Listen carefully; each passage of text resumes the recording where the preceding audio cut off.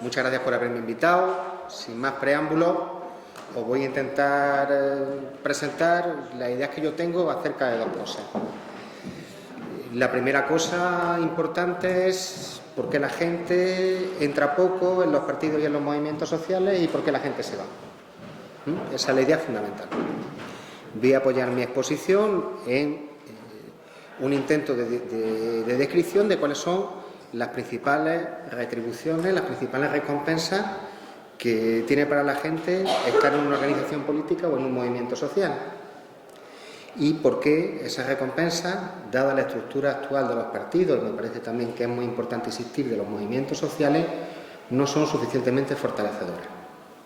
En segundo lugar, os voy a presentar, aunque va a ir primero en la exposición, un intento que, por supuesto, no da respuesta a todos los problemas, pero que yo creo que puede dar respuesta a algunos, de redistribuir de la manera más democrática posible, es decir, que lleguen a más gente con más cualidades, con más capacidades y con más características sociales diferentes, las retribuciones de la militancia y de la participación política, y gracias a que esas retribuciones lleguen a más gente, a que a más gente le compense participar en política, la desafección sea menor. Para eso voy a rescatar el repertorio más antiguo de la democracia, que es el sorteo. Nosotros conocemos un modelo de democracia, el modelo de democracia representativa, basado fundamentalmente en la elección. Pero, en sus orígenes, la elección no caracterizaba un procedimiento democrático de organización de las tareas de gobierno. La elección caracterizaba lo que en la teoría política clásica, en la teoría política antigua, en la democracia ática, pero que llega hasta la Florencia de Maquiavelo, se consideraba el modelo democrático por excelencia de distribuir los puestos de gobierno, que era mediante el sorteo. Bien, yo creo que una reactualización inteligente del repertorio del sorteo podía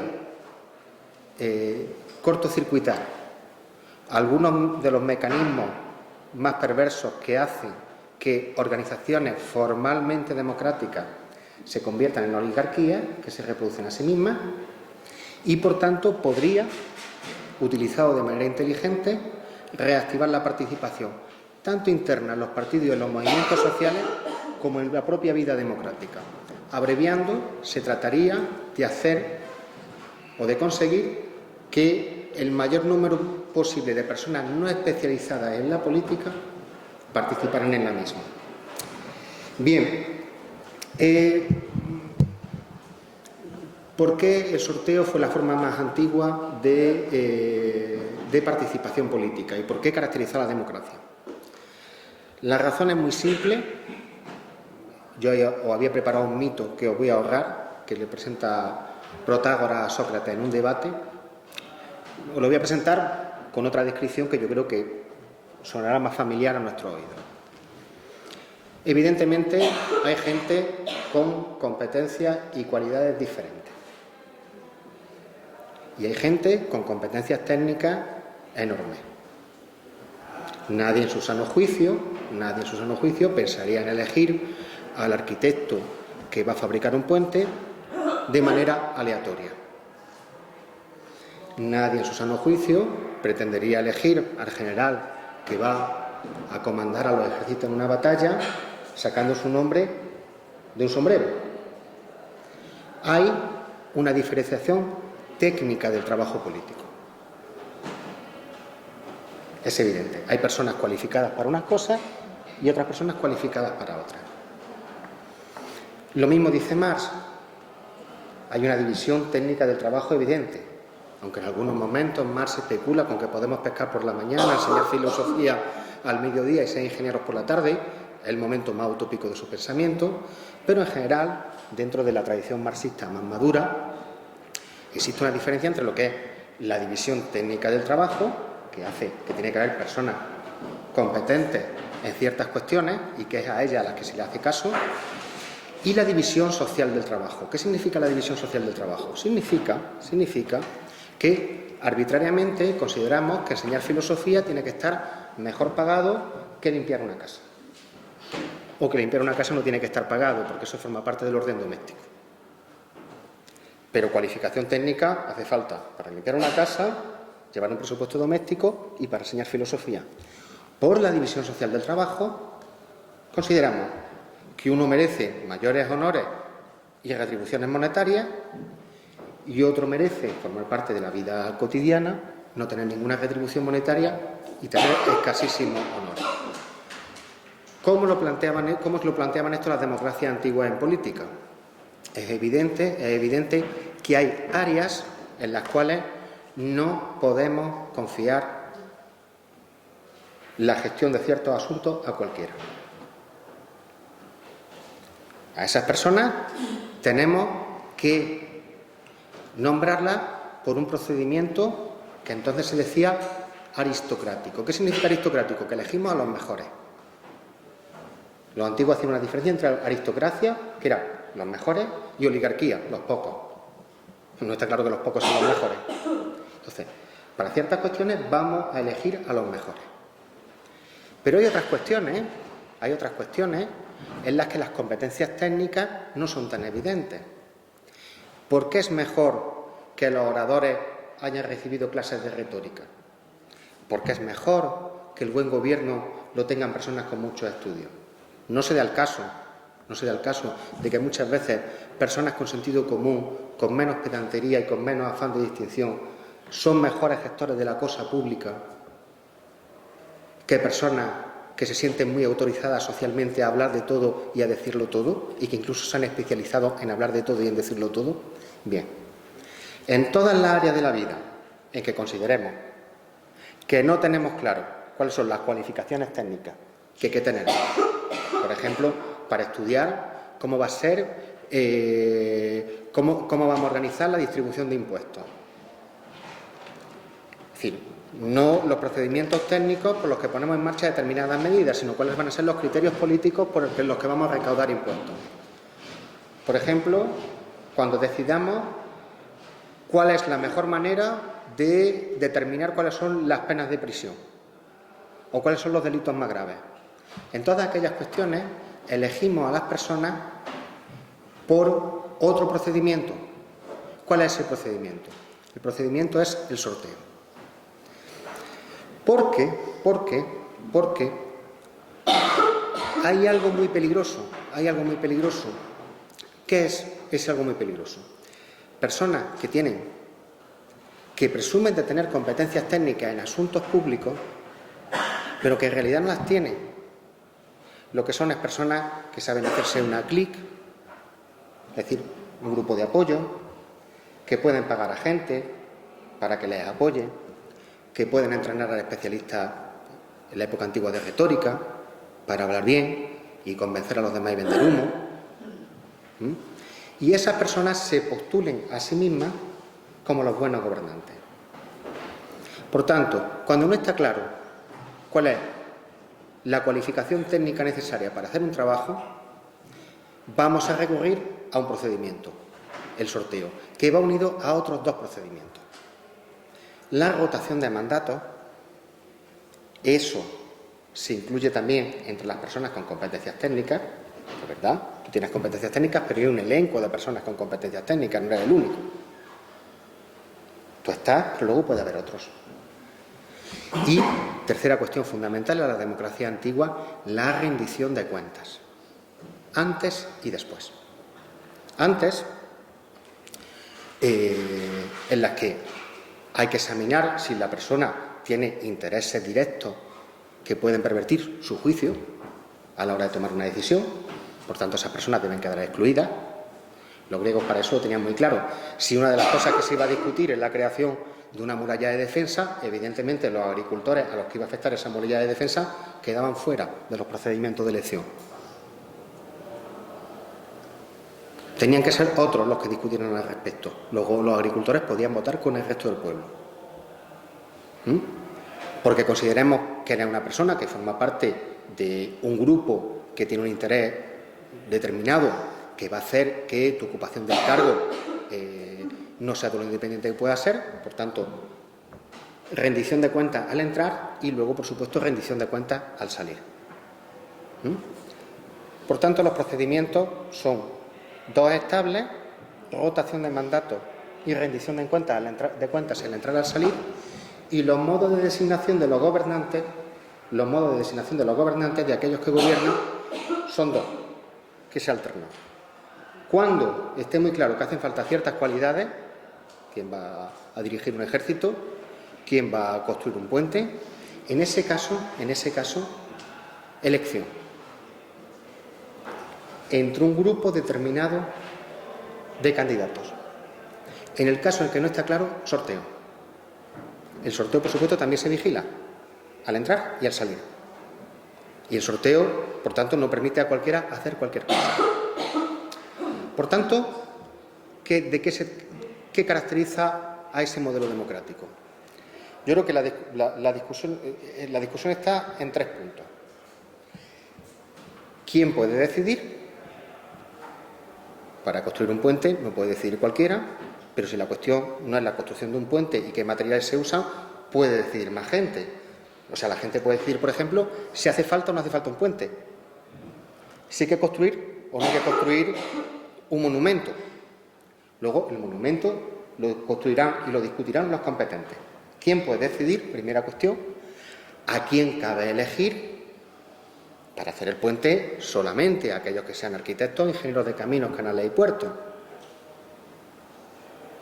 Pero para otras cuestiones, ¿por qué hace falta tener un título? ¿O cuál es ese título? ¿O qué valor tiene ese título? Y en tercer lugar, ¿cómo elegirlo? En aquellos momentos en que es fundamental o en que se impone considerar solamente a un grupo restringido de candidatos, en ese momento el procedimiento es la elección. En momentos en los que no, el procedimiento es el sorteo.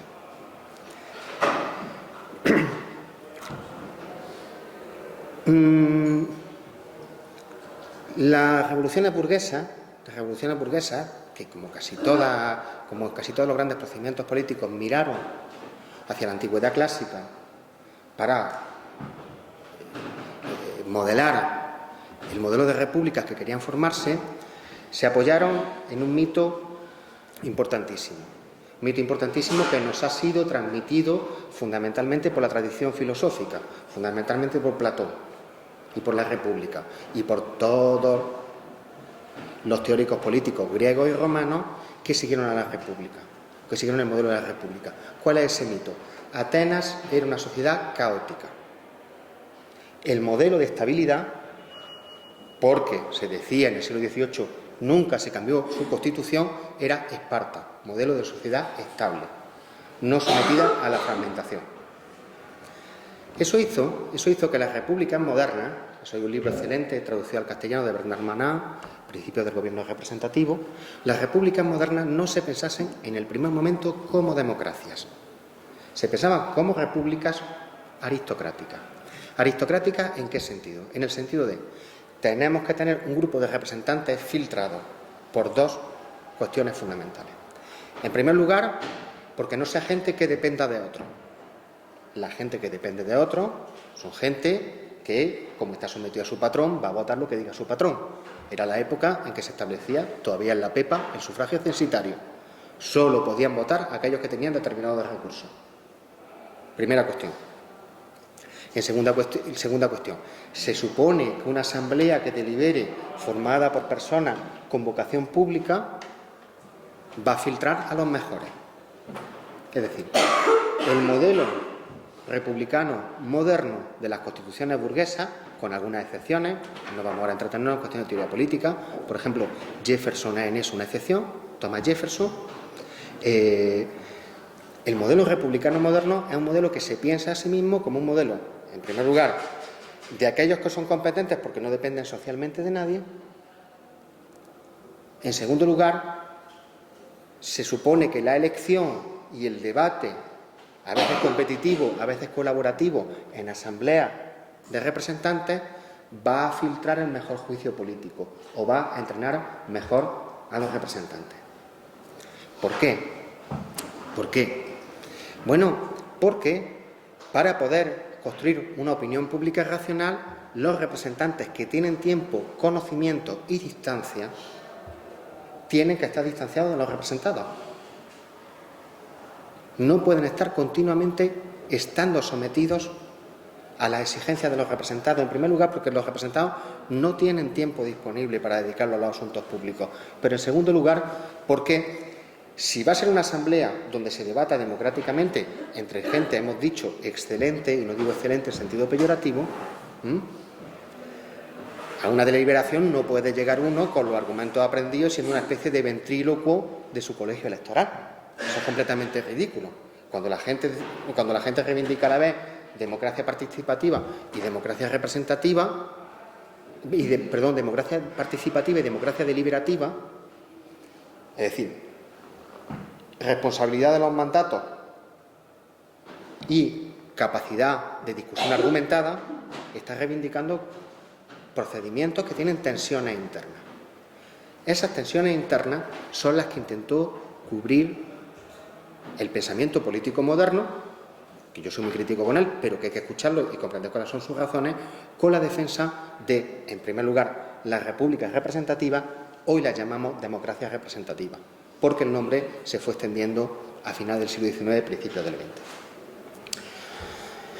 Y hay otro argumento que este ya es posterior, este ya es de la época de los partidos de masa, es decir, cuando los partidos políticos dejan de ser clubes de notables, como eran casi durante todo el siglo XIX, que es que elegimos a los representantes. Ya no se dice que los representantes son personas con cualidades fundamentales, por supuesto con el sufragio universal dejan de ser personas, desaparece el sufragio censitario, ya no se argumenta que se tienen que tener determinado nivel económico o ser un hombre para tener independencia de tu patrón, sino que cualquiera puede votar. Lo que se dice es que uno elige representantes por medio de grandes paquetes ideológicos. Uno elige a derecha, a centro y a izquierda. Y entonces uno delega a sus representantes porque supuestamente, ante cualquier acontecimiento que aparezca, por ejemplo, política, aborto, declaración de guerra, su representante va a elegir según el paquete ideológico en el que está incluido. Es decir, si es una persona de centro, va a tomar una decisión de centro acerca del agua, va a tomar una decisión de centro acerca de las condiciones urbanísticas de una ciudad. Si es de izquierda moderada, va a tomar una decisión de izquierda moderada acerca del agua o acerca del aborto. Y si es de derecha, lo mismo. Ese es, en buena medida, otra más de las justificaciones contemporáneas de la utilización exclusiva, insisto mucho en lo de exclusiva, porque no se trata de sustituir una cosa por otra, del procedimiento de elección. Sobre esto último hay un problema. Ustedes miran las estadísticas, los datos del CIS y con qué se encuentran. Pues que entre los que votan Izquierda Unida son comunistas un 17%, pero es que entre los que votan al PP se consideran conservadores un 33%. Es que entre los que votan al PP hoy, muchos de ellos defienden la sanidad pública y la educación pública. Es decir, el gran paquete ideológico tiene fallos. En buena parte, si el no nos representa tuvo tanta capacidad de conectar con sensibilidades sociales y políticas distintas, tiene que ver con que la actividad de los paquetes ideológicos funciona, pero de manera limitada. ¿Por qué funciona de manera limitada? Pues hombre, porque nunca está claro qué es la política.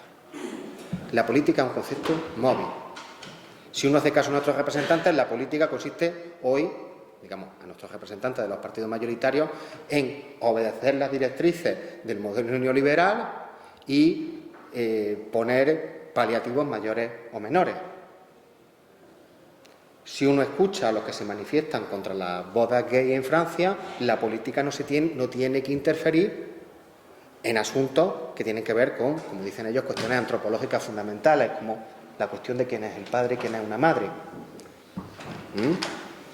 Si uno escucha a la mayoría de nuestros representantes, a la mayoría de los que salen en la tele, cuando se habla de hoy la opción del pueblo, dicen, no, la soberanía nacional está en el Parlamento, todo el resto es populismo.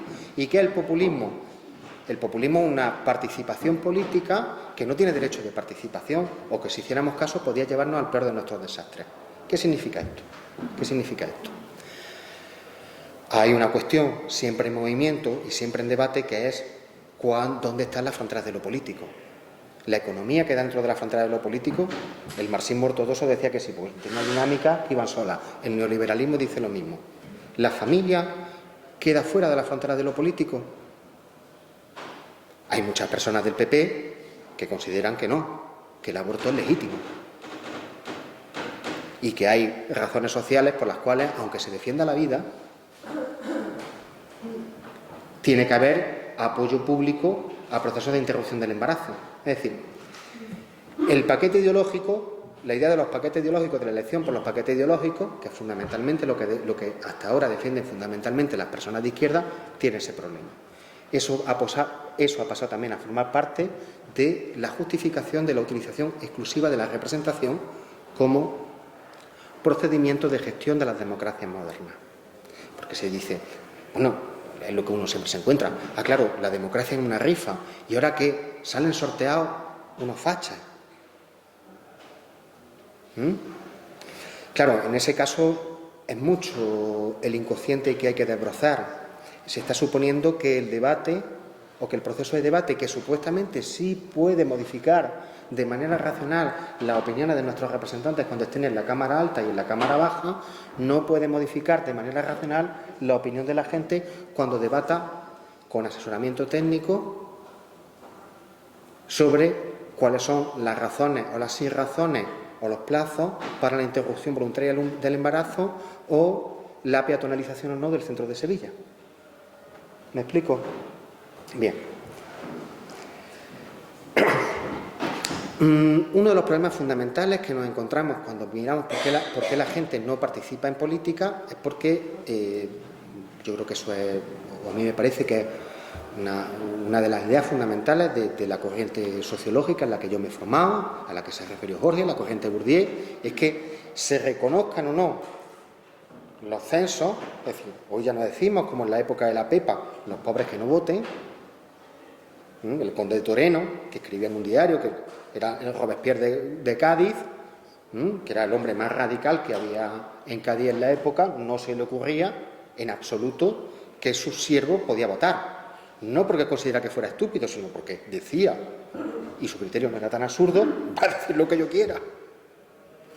El hecho es que hoy podemos seguir reconociendo o sabiendo que hay censos ocultos. Censos ocultos que hacen que haya mayor o menor probabilidad de no participar en política, sino de tener siquiera una opinión política. Como vivimos en una democracia muy mediática, como la política, pese a que la política representativa en principio se apoyaba en la deliberación, se basa fundamentalmente en las consignas, o se basa en buena parte en las consignas, yo me quedaba sorprendido cuando oía lo de somos el 99%, en el caso del movimiento del 15M. Cuando uno miraba los datos del CIS y los cruzaba por clases sociales, veía que si uno sumaba sin interés y no sabe, no contesta, había una distancia enorme en grupos sociales entre aquellos que tenían una opinión respecto de lo que era el 15M y aquellos que no la tenían. No que estuvieran a favor o en contra, sino que se sentían autorizados a tener una opinión. Cuando uno miraba la distancia entre simpatía y participación, veía que la distancia entre simpatía y participación era mucho más escasa en el caso ocupación socio-profesional, directores de empresas y técnicos, que entre obreros cualificados. No digo nada, trabajo doméstico no remunerado. Es decir, había más personas con simpatía que no participaban en absoluto en el movimiento 15M, en trabajo doméstico no remunerado, que en técnico. ¿Cómo se interpreta eso? ¿Cómo se interpreta eso? Las personas que tienen trabajo doméstico no remunerado o que son obreros no cualificados son personas que no les interesa en absoluto la política. En realidad no lo sabemos. Lo que sí sabemos es que dependiendo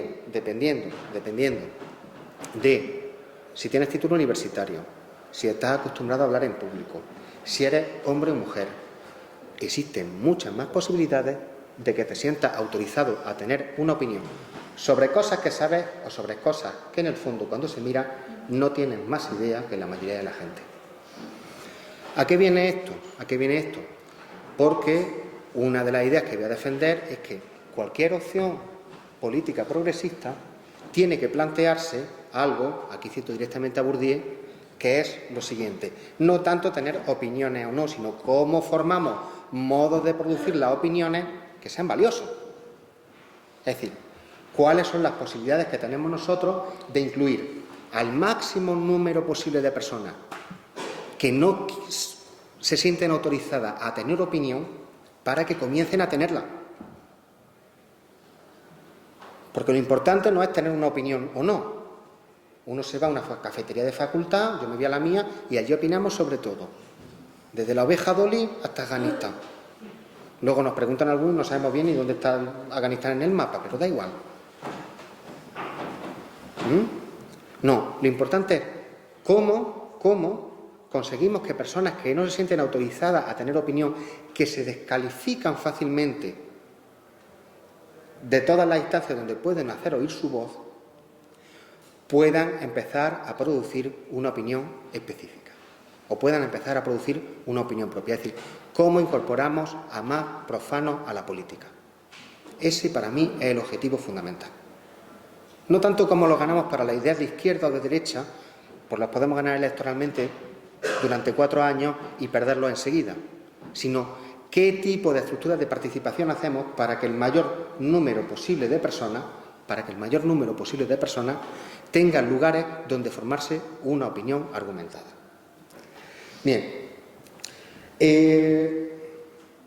no hace falta explicar mucho por qué la gente, cuando entra en los partidos políticos, en los movimientos sociales, no se queda. Por una razón muy sencilla. Para persistir en un partido hace falta, en primer lugar, propiedades sociales. Propiedades sociales. En el caso de la derecha solo tenemos partidos de cuadros en los que existen muy pocos militantes. ¿Por qué? Porque nadie va allí a perder un trabajo valioso. Y porque además cualquier tarea que no sea una tarea que sea reconocida públicamente es una tarea que parece inferior. En el caso de los partidos de base popular, tanto de izquierda como hoy partidos populistas, que no tienen por qué ser de izquierda, en el caso de los partidos de base popular hay diferencias internas enormes. ¿Por qué? ¿Por qué? En primer lugar, porque uno asciende en el partido, en principio, si, por ejemplo, sabe manejar el lenguaje político, por ejemplo, estudia ciencias políticas, si conoce técnicas de marketing, si tiene una buena agenda de contactos con la prensa. Personas que lleguen a una organización y no tengan eso, son personas que tienen muy pocas posibilidades de progresar. Es más, son personas que tienen muy pocas posibilidades de, aparte de afirmar con su presencia y con su voto de cuando en cuando su apoyo o no a la organización, normalmente quedarán en posición de comparsa. Esas personas pueden encontrar retribuciones, podríamos decir, simbólicas, afectivas, y permanecer con ellas en la organización.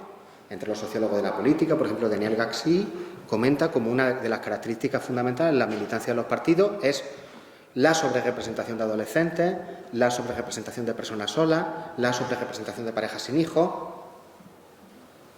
la sobrerepresentación de parejas que pueden derivar el trabajo doméstico a empleados. Pero ahí están las condiciones materiales de la participación.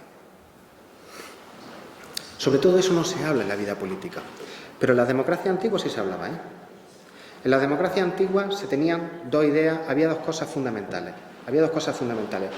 Y no es interesante el procedimiento que se hacía en ciudades con un censo de 30 o 40.000 ciudadanos, por otra parte repleta de esclavos, con exclusión de la mujer, etc. Sobre eso, si queréis, luego podemos verlo, pero no son modelo en nada. Pero sí había dos ideas fundamentales. En primer lugar, la participación política tenía que garantizarse viendo cuáles eran los intereses materiales de los más pobres. La gran revolución democrática en Atenas fue la instauración del salario de un obrero para todos aquellos que asistieran a asambleas o a jurados. Es decir, todos aquellos que participaban en política recibían lo que se llamaba el mistos, el salario. Cada día que se participaba se era compensado con el salario de un obrero. En segundo lugar, las retribuciones simbólicas. Una de las cosas más divertidas y que nos dicen más sobre lo que era una democracia de 200 años, como lo fue la ateniense, de las modernas no han durado tanto, es la cantidad enorme de tiempo que se perdía distribuyendo honores en la asamblea. Por ejemplo, a aquel orador que habla menos y va más al grano. Eso era un honor que se daba en la asamblea. Es decir, la retribución material y simbólica, el reconocimiento, estaba en el centro del dispositivo democrático.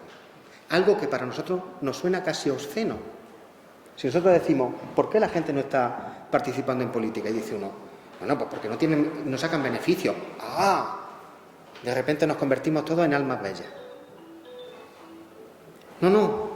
Hay que pensar, para los que quieren pensar de manera un poco realista, y para los que no quieren que la política sea un lujo de espíritu aristocrático devoto a la causa pública, que luego habría que verlo, luego como siempre hay que verlo, hay que pensar claramente que la política no se reduce a las retribuciones que se puedan adquirir. De hecho, las retribuciones simbólicas son retribuciones que en sentido de especie no tienen ninguno, es la autoestima, el sentido de estar bien, el sentido de estar reconocido, pero que la gente necesita razones para estar y razones para vivir. De lo contrario siguen funcionando censos ocultos. Hacen que solo progresen en las organizaciones o aquellos que encuentran retribuciones materiales. No hace falta extenderme sobre esto. De hecho, acabo de leer un artículo muy interesante sobre por qué había tantas organizaciones de extrema izquierda en Francia. Y una de las razones era los problemas materiales que llevarían a cabo, que se darían con la fusión. Los problemas materiales para la supervivencia de aquellos que tienen retribuciones del partido. Por supuesto, no era ese el único problema, había problemas ideológicos también, hay que tener cuidado con no reducir. Pero es evidente lo importante que son las retribuciones materiales en las organizaciones y también es evidente lo importante que son las retribuciones simbólicas en las organizaciones. Eso hace falta hacer un poquito de etnografía, como nos la han enseñado nuestros maestros, y ver, pues como todos, cuando vamos, queremos fotografiarnos con el jefe, lo ponemos en Facebook, yo tengo una foto con Anguita, estoy contentísimo, hablo de mí. Es decir, lo fundamental que es en las organizaciones ser y importar algo. Bien. ¿Por qué? Pues porque yo creo que una de las razones por las que uno está en política es por un placer muy evidente, el fundamental. El placer de ver y de que te vean. De ver y de disfrutar con lo que escuchas, porque aquello que escuchas te enseña, y de que te vean, de participar y de participar diciendo cosas interesantes. Esto lo decía un revolucionario burgués, John Adams, el segundo presidente de Estados Unidos. Uno está en política para ver y para ser visto. Y eso es uno de los mayores gozos que tiene un ser humano. Desarrolla un aspecto fundamental de la vida humana, que es el compartir con los otros, el juzgar a los demás y que te juzguen en torno a los problemas públicos. Te pueden juzgar por tu belleza, te pueden juzgar por la trigonometría que sabes, te pueden juzgar por 1000 cosas, pero en política va a que te juzguen por eso. Bien.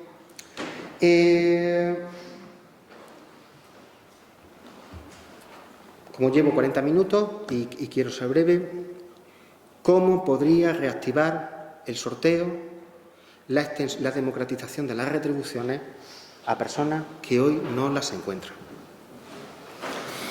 En primer lugar, aunque el sorteo nos parezca una idea extravagante, se aplica desde hace tiempo en sociedades tan extravagantes como Alemania, Francia, Canadá o Islandia.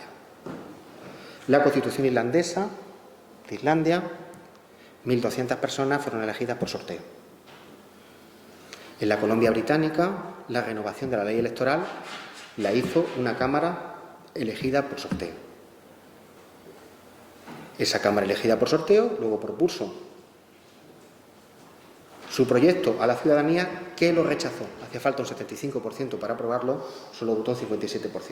En cualquier caso, durante 1 año, 2 años, un conjunto de personas profanas discutieron, asesoradas por los técnicos que ellos elegían, el mismo procedimiento de las asambleas en la democracia ática, en la democracia ateniense, sobre cuáles podían ser las distintas opciones para renovar la ley electoral. Por supuesto, ellos no detentaban la soberanía, tampoco pasaba así en Atenas. Al final, la Asamblea del Pueblo es la que votaba. En nuestro caso, como es imposible materialmente reunir a la Asamblea del Pueblo, es por medio de elecciones. Es decir, estos son los dos casos más conocidos de reformas más estructurales. En Berlín o en París, incluso en ciertos lugares de Cataluña, empieza, por ejemplo, a gestarse, o desde hace tiempo se utilizan asambleas deliberativas elegidas por sorteo, por ejemplo, para ver cuáles son las prioridades en política social. Para transformaciones, por ejemplo, urbanísticas, en las que se considera con muy buen criterio que dejarlo al albur de los representantes elegidos es dejarlo en manos de personas que están fuertemente sometidos a las colusiones con el capital financiero y con el capital económico. Si se confía en los técnicos, se sabe que los técnicos más publicitados y mejor recogidos por las administraciones son técnicos que no han llegado a tener contacto intenso con el mundo político por razones cualquiera, sino porque están dentro de ese mundo. Es decir, para una renovación urbanística, ¿qué mejor que hacer que 500 personas elegidas por sorteo durante un año, con mecanismos previos de filtro a la entrada y con mecanismos de filtro a la salida, discutan, escuchando todas las opiniones autorizadas que consideren conveniente, qué tipo de reforma urbanística, por ejemplo, una peatonalización de un centro, debe llevarse a cabo?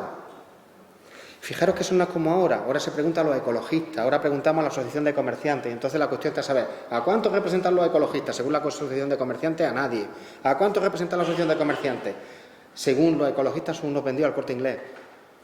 No esa es la cuestión, no son los movimientos sociales, son los ciudadanos. Por supuesto, los ciudadanos que trabajan en ese tipo de asambleas, ahí hay modalidades distintas, son reconocidos por su trabajo, remunerados, y asisten a las mismas, tienen obligación de cumplir un protocolo de funcionamiento y tienen el poder para solicitar cuanto apoyo técnico consideren necesario. Es decir, se trata de reproducir a niveles micro lo que la teoría republicana moderna decía que debían hacer los representantes del pueblo. Y aparte eso hoy es fácil, porque es verdad que cuando se hicieron las revoluciones burguesas, la gente se preguntaba cómo una de las cuestiones que había era una cuestión de técnicas materialmente existentes, ¿no? Igual que había socialismo realmente existente y técnicas realmente existentes. ¿Cuál es la técnica realmente existente? ¿Cómo demonios hacemos el sorteo hoy en Francia? Aunque se guardaron para los jurados, y eso es muy interesante, tanto en Francia como en Estados Unidos. El sorteo siguió guardándose en el aparato judicial. Pues se decía, ¿cómo en política podemos utilizar el sorteo hoy? Claro, uno lee la descripción que hace Aristóteles en la Constitución de Atenas y ya nos parece complejísimo. Para un grupo de 40.000 ciudadanos, imaginémonos en las condiciones actuales. En ese momento la estadística no se había desarrollado. No existía la muestra representativa. No existía la corrección de las muestras representativas por sectores de población. Por ejemplo, si consideramos que la muestra representativa debe ser corregida con un coeficiente específico de minorías étnicas, con un coeficiente específico de mujeres, o que después de utilizar la muestra representativa hay que reequilibrar las clases en conflicto, o por ejemplo, si hay una reforma urbanística, los lugares donde habitan las personas implicadas. ¿Comprende lo que quiero decir? Hoy tenemos las posibilidades técnicas, la estadística nos lo permite, de hecho, día a día la utilizamos en la democracia de sondeo. Estamos todo el día pendientes de los sondeos, y los sondeos no son otra cosa que la utilización de los métodos estadísticos para tener la opinión del pueblo, pero una opinión muy pobre, porque la respuesta al cuestionario, ya sabemos todos cómo se responde a un cuestionario. Además, allí se ven los censos, es decir, el censo en el sentido de la selección social, más claro que en ningún otro lugar, y por supuesto, el cuestionario no tiene en absoluto la capacidad de producir una opinión racional vía la deliberación que la creación de microasambleas deliberativas por sectores y por problemas, tendría. En mi opinión, habría 3 razones, y con esto acabo, para recurrir sistemáticamente al sorteo en nuestra forma de gestión de la democracia y de los partidos. En primer lugar, es verdad que la rotación no es completa como en Atenas. En Atenas una persona tenía una posibilidad sobre 2 de ser elegido para el Consejo de la Ciudad, el Consejo de los 500, que gobernaba básicamente la ciudad durante grandes periodos de asamblea, pero aumenta el número de posibilidades para que personas que nunca habían participado en política y que no tenían modo de formarse una opinión racional, una opinión no racional, racional no tiene sentido, argumentada sobre algo, la tenga. Es decir, aumenta la posibilidad de entrada de profanos. Aumentando la posibilidad de entrada de profanos, se aumenta también la posibilidad de que la democracia se parezca, al menos, algo más a lo que yo creo que es su mejor definición y que la da Aristóteles. Democracia es un sistema donde la gente aprende a gobernar y a ser gobernado por turno. Aprende a gobernar y a ser gobernado. Porque cuando uno habla de estas cuestiones dice el populismo. ¿Qué es el populismo? El populismo es no conocer las coacciones que tiene el gobierno y creer que todo es posible. Es la democracia caprichosa. Haz lo que te dé la gana. Pero evidentemente la única manera para aprender la complejidad de la actividad gubernamental es participar, aunque sea un poco en ella. Aunque sea un poco en ella. Está también en dónde se sacaría el dinero. Yo os hablo del Senado en un momento y os digo de dónde se podía sacar el dinero. Senado y cargos de libre designación.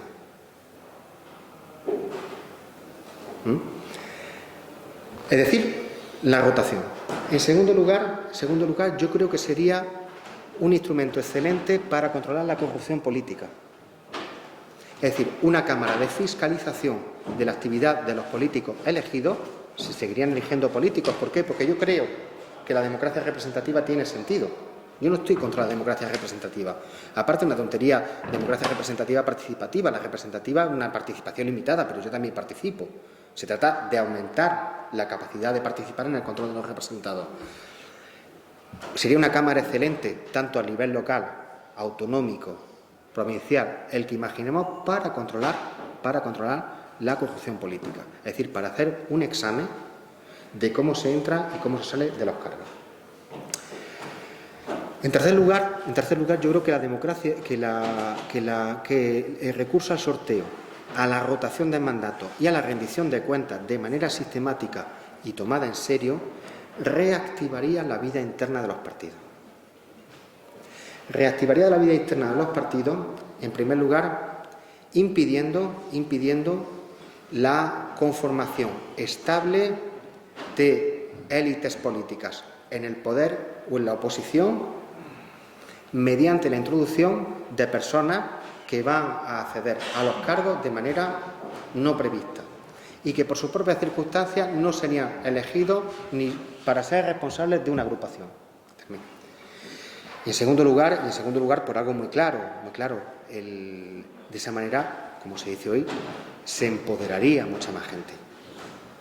Mucha más gente sabría lo que es dar una rueda de prensa, mucha más gente sabría lo que es tratar con los medios de comunicación, mucha más gente sabría lo que es hacer un proyecto de ley en un parlamento, mucha más gente sabría lo que es discutir con los adversarios políticos, mucha más gente sabría lo que es ir a cenas para llegar a acuerdos preelectorales, mucha más gente sabría sobre eso. Y de ese modo tendrían más capacidades políticas. Gracias.